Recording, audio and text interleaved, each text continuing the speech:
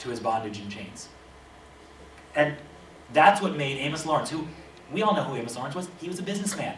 He was a rich dude. He was a one-percenter. He became an anti-slavery advocate and started giving his money to things like Lawrence, Kansas, Lawrence University in Appleton, Wisconsin, the University of Kansas. I personally benefit from this guy's conversion from a rich dude to an activist, a philanthropist, an anti-slavery stalwart. So I love this idea that people are against slavery for all sorts of reasons. Some of them free soil, some of them John Brown abolitionism. But as the events of the 1850s go on, as more people see slave renditions like Anthony Burns, as more people see Missouri border ruffians stealing elections in Kansas Territory, they switch sides. They say, okay, I was neutral before, but now I'm not neutral any longer. I'll get to you in 1 second. We have a question here. Does your book of essays cover the Forgotten Warriors, the Indian Home Guard? You know, I wanted so much to get an entire article on the Indian Home Guard. My student, Kristen Epps, talks a lot about Indians in the early part of the territorial period, but I have nothing at all on the Home Guard, which would be awesome. So there's still lots of room to publish.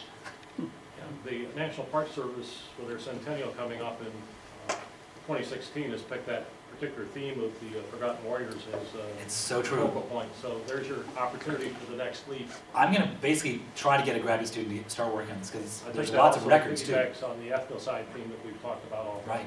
Oh, it's fantastic. Thank you. Thank you for that. Yeah.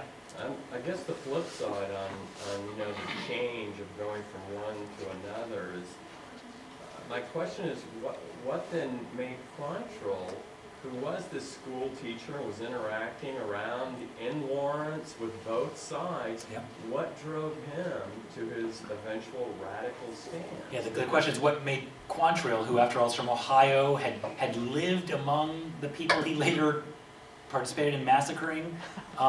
I don't think anyone's really answered that question to my satisfaction. There's a lot of things we can guess. You know, there's a lot of, he was accused of a theft when he was in town, and sometimes, you know, people get their back up, like when they feel wrongly accused of something. He was not retained as a school teacher. There might have been a romance that didn't go well that I've seen tell of. But mostly I hate answering questions about John Brown's sanity or insanity because I think the arguments from being insane are not convincing to me. But I do think that William Clark Quantrill was a sociopath. I think something snapped in that guy. And, you know, a lot of people who were radical, rabid, pro-slavery ideologues did not become guerrilla massacrers. Does that make sense? So there was something, if somebody finds historical evidence, I'd love to see it. Mostly I think we're going to be stuck guessing and saying, why did one guy, and again, he wasn't profoundly anti-slavery, but he did hang out with the anti-slavery gang in Lawrence. People who recognized him on August 21st, 1863 were like, oh my God, that's old Bill Quantrill. I wonder what he's doing here.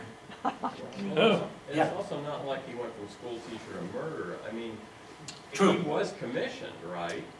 Early on, he got a legitimate Confederate rank. Confederate scholars would say it was not. I think, Okay. I would say I probably am more in agreement with you that a lot of these guerrillas who kind of went back and forth over this line were, as the Civil War went on, increasingly brought into the fold of legitimate soldiers. He was certainly not acting as a Confederate commander, though, on August 21st, 1863. I'll say that for my He crossed the line. he crossed the line, and I think the Confederate Army and Jefferson Davis were, said the same thing. Like, whoa, that's not us. But that's a great question. I love the question of what happened to William Clark Quantrill. But I also don't have a really good answer for you. I have time for one more question if you guys have any. Yes, sir.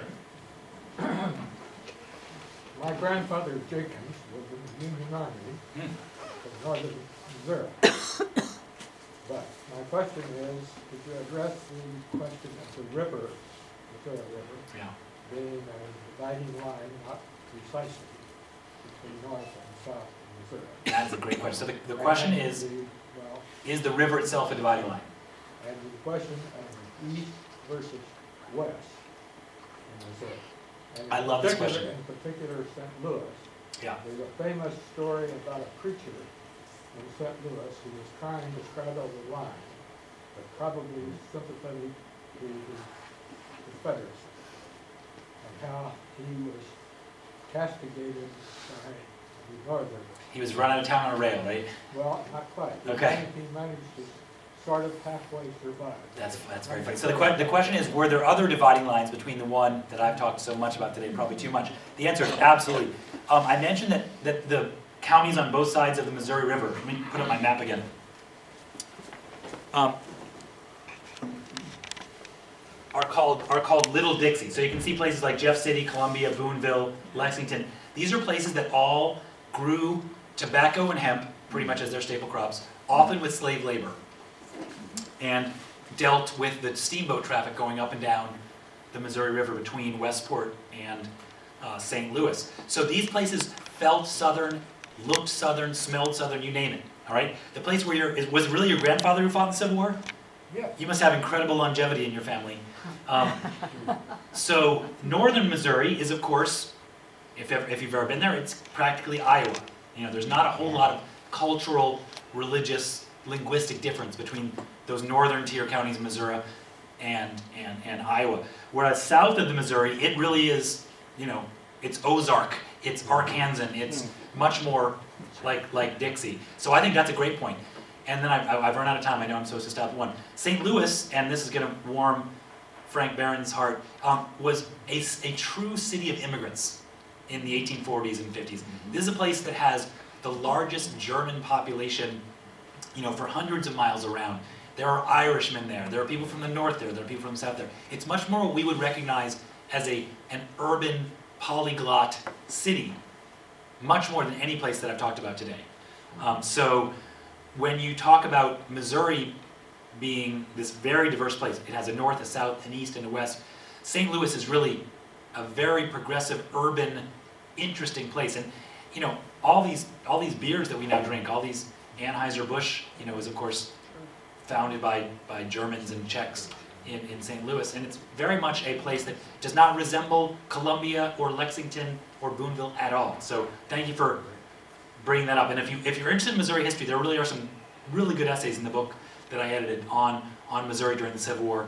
My favorite, I think, is one by Christopher Phillips, who used to be in Emporia State, now he's at the University of Cincinnati, talking about what it was like to be a citizen of occupied Missouri and having to go down to the courthouse to get your papers so you'd be free to walk around on a Saturday night. Americans do not like that. I wouldn't like it. And so that made a big difference, is what he argues. Thank you so much. I look forward to talking to you anytime you invite me.